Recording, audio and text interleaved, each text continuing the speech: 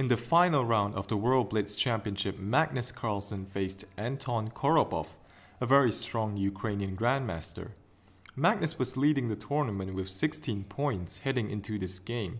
A close second was the Polish prodigy Grandmaster Jan Krzysztof Duda on 15.5 points. So Magnus had to win this game in order to ensure that he finishes clear first. Magnus had white in this game and he played d4. We have knight f6, knight to f3, e6, and Magnus played bishop to g5, going for the Torre attack. Korobov played h6. We have bishop to h4 and d6. Korobov goes for a hedgehog structure with pawns on d6 and e6. c3 from Magnus that keeps the center solid. Korobov breaks the pin with g5.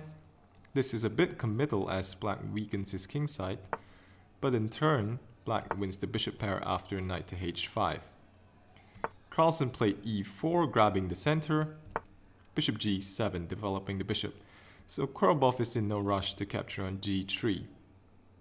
Bishop d3, so normal developing moves, knight to d7, so this means that Korobov will most likely try to fianchetto his light square bishop. Knight b to d2, we have b6, queen to e2, giving white the option of castling queenside, and the queen is also well placed on the e2 square as the e file could potentially open up. So black went bishop to b7, we have knight to c4, so that makes room for the other knight to come to d2, if white plans on pushing f4 in the future. It also gives white the option of going to e3, and this is a good square for the knight because it controls some nice central squares. So here Korobov played his queen to e7, preparing maybe to castle queenside. Knight f to d2. Korobov finally took on g3 with his knight. H takes g3, and here he played a6. So Korobov doesn't want to allow Carlsen the option of playing bishop a6 and exchanging light square bishops. But you could argue that now black will find it more difficult to castle queenside, because if he castles queenside, then a6 would be a target if white were to retreat the knight to e3. So Carlsen decided to open up the position now with f4. A logical decision since black's king is in the center and doesn't have a good place to go. White's king, on the other hand, will find a safe place on the queen side. So it's quite difficult to suggest a move here for black. Korobov played d5, so hoping to at least undermine white's center.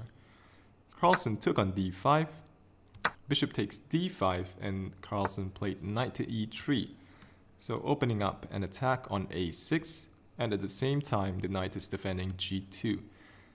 So this already looks very promising for white, as he now has the option of going f5 and recapturing with the knight. So Korobov played bishop back to b7. He decides to keep the bishop pair and also defends a6. Bishop to e4 from Carlsen, a very pragmatic move, eliminating black's strongest piece, strongest minor piece. So black took on e4. We have knight takes e4. White is threatening to play f5, so Korobov stops that with f5 himself. So in this position there was actually a tactical shot for white. Carlsen had the move knight takes g5. And after the recapture there's rook takes h8 and queen to h5, forking king and bishop. So at the end of this variation, white wins a pawn. But this is a blitz game, so it's easy to miss tactics. After the move f5, Carlsen sensibly drops his knight back to d2. I mean, why not? White still has a very pleasant position. Black's bishop on g7, on the other hand, is just biting on granite. So here knight to f6 played, trying to control the d5 square. White castled queenside. So in this position, Korobov can't really castle queenside because the pawn on a6 would drop with check. So he goes kingside, but this blunders material. Carlsen takes advantage of this immediately with knight takes f5. This pawn on e6 is pinned. So in this position, Korobov resigned because the pawn on h6 is dropping as well, and black's king will then be too exposed. A brilliant performance from Magnus in this event. He scored 17 out of 21 points, finishing in first place and defending his title. Duda also played extremely well, scoring 16.5, finishing second, and Nakamura finished third with 14.5. As usual, if you enjoyed the content, feel free to subscribe. Thanks for watching and have a great day.